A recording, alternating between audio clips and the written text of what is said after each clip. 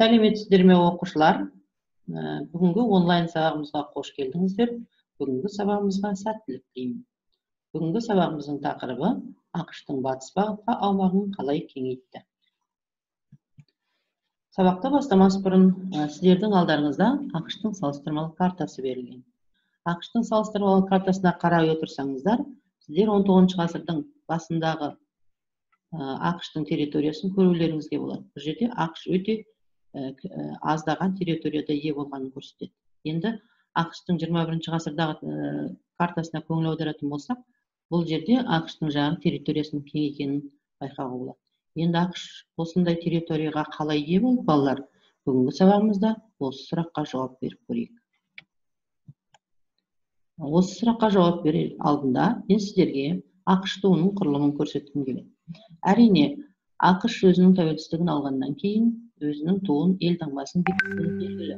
Осы жағдайда ақш-тың туындағы 13 қызыл және ақ жолақтар бұл ең алғаш құрылған штаттардың санын білдірсе, ондағы жұлдызшалар тәуелсіздік алғаннан кейінгі олардың қосылған штаттарының санын көрсетеді. Осыған қарай отырсаңдар, олардың өз тәуелсіздігін алғаннан кейін территориясын қалай кеңейткендігін байқауға болады. Келесі, негізгі біздің бүгінгі оқу мақсатымыз 19 ғасырдағы Америка құрама штаттары территориясының кеңею үдерісін сипаттау. Ендігі бүгінгі мақсатымыз ақш-тың батысқа қарай кеңейту жолдарын анықтау. Әрине, біз сіздердің алдарыңызда мына жерде қай жылдарда ақш өзінің территориясын қалай кеңейткендігін көрсеткен картаны көрсетіп отырмыз. Бұл жерлерде ақш қай жылдарда өзінің территориясын қалай кеңейтті болды? Әрине, 19 ғасырдың басында ақш басқа мемлекеттер сияқты өзінің тарихи қалыптасқан мемлекет емес еді. Соған қарамастан, олардың өзінің демократиялық конституциясы, парламенті бар мемлекет ретінде қалыптастыра білді. Ендеше осы жаңағы өзінің ақш территориясын кеңейту саясатын қалай жүргізгенін ары қарай көңіл аударайық. Тәуелсіздік алғаннан кейін ақш-тың алғаш өзіне жерді қосып алу процесі 1791 жылы Вермонт республикасын 14-ші штат ретінде қосып алуынан басталды. Бұл жердегі қызыл түспен белгіленіп тұр. Келесі, 1803 жылы ақш француздық Луизиана колониясын Франциядан небәрі 15 миллион долларға сатып алды. Ол кезде Наполеон үшінші өзінің елі үшін сондай бір қаражатқа өте мұқтаж болып отырған кездеді. Қазіргі осы Луизиананы қарап отырсаңыздар, қазіргі ақш жерінің 23%-ын алып жатыр. Оның құрамында қазіргі таңда 15 штаттың жері кіреді. 1812-1815 жылдарда Ағылшын-Американ соғысы болады. Сол соғыс барысында Америка ағылшындардың одақтасы болған Испания колонияларын басып алу процесін қарқынды жүргізді. Ақыр соңында 1819 жылы Вашингтон ақш пен Испанияның арасында келісімшартқа қол қойылады. Осы бойынша ақшқа испандық Флорида колониясы беріледі. Алдарыңызда Флорида колониясының жері. Ары қарай кеттік.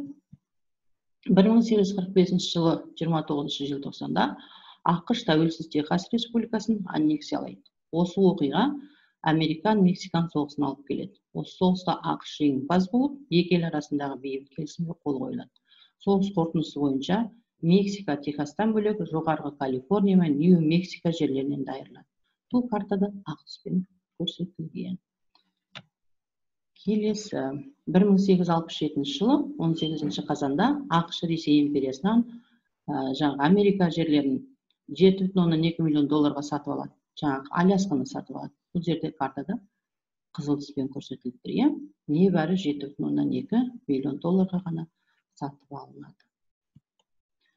Енді ақш-тың тарихындағы ең бір өте жауыздықпен алынған ақш тарихындағы сондай бір жауыз саясатының бірі бұл ақштардың жаңағы үндістердің жерін жаулап алу.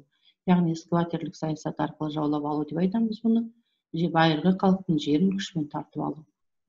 Бұл ақш-тың тарихындағы үндістерді қырып жою саясаты.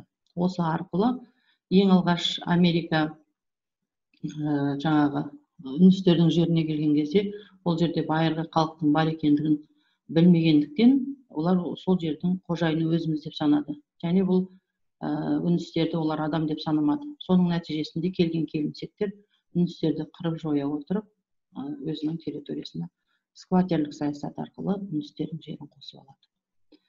Енді 1823 жылы Джеймс Монро доктринасын жариялайды.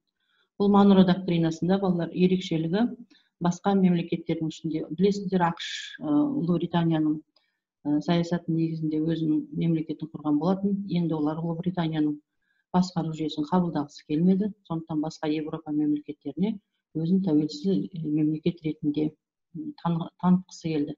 Сөйтіп сыртқы саясаттағы негізгі бағытын анықтап алды. Бұл Монро доктринасында анық көрінді. Және 1823 жылғы Монро доктринасының бір ерекшелігі, бұндағы негізгі ұран америкалықтар үшін деген ұран қабылданды. Өстіп, олар өздерінің тартып алынған испандық жерлерінен де бас тартқысы келмеді. Сол арқылы доктринаны қабылдау арқылы өздерінің сыртқы саясатын нақты белгіледі. Ал енді балалар, тақырып бойынша сіздерге берілген тапсырмаға көңіл аударайық. Берілген тапсырмада отарлар, алынған уақыты, алынған мемлекет және қолданылған саясат берілген. Енді сіздерде астында дескриптор беріліп тұр. Сіздерге ескерте кетейін. Егер де кемінде 5 отар елге сипаттама берсеңіздер, ендеше ол өте жақсы деген сөз. Ал 4 отар елге сипаттама берсеңіздер, ол жақсы.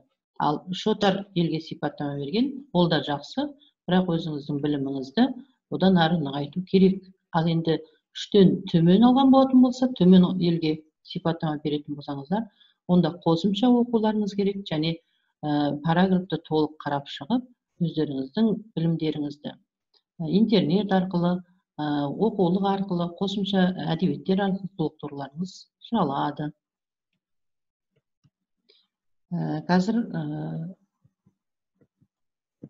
үй тапсырмасын бермей тұрып, мен сіздерге сабақтың мақсатына қайта оралғым келіп тұр. Бүгінгі сабағымыздың мақсаты ақш-тың батысқа қарай, өз территориясын батысқа қарай кеңейту жолдарын анықтау болатын. Біз бүгінгі сабағымызда ақш-тың өз территориясын батысқа қарай кеңейту жолдарын анықтадық, және оны қалай батысқа қарай кеңейткен жолдарын қарап шықтық. Енді бүгінгі сабағымызды қорытындылай келе, осы ақш өзінің территориясын кеңейту кезінде қандай саясат қолданды? Бұл саясат біздің өмірімізде керек па? Оны қолдануға бола ма? Яғни ақш өзінің аумағын кеңейтуде озбырлық саясатта қолданды ғой. Осы жағына көңіл аударып, жалпы мемлекетті дамытудағы саясатқа мән бергендеріңізге көңіл аударғым келеді. Сонымен бірге бүгін үйге тапсырма, параграф бойынша ақш өз аумағын қосып алған жерлерді кескін картаға түсіріңіздер, және осы 24-ші параграфта берілген тірек сөздермен жұмыс істеуді ұсынамын. Келесі сабаққа кездескенше қош сау болыңыздар. Сіздер ары қарай білімдеріңізді дамыта береді, қоса береді деген сенімдемін. Рахмет.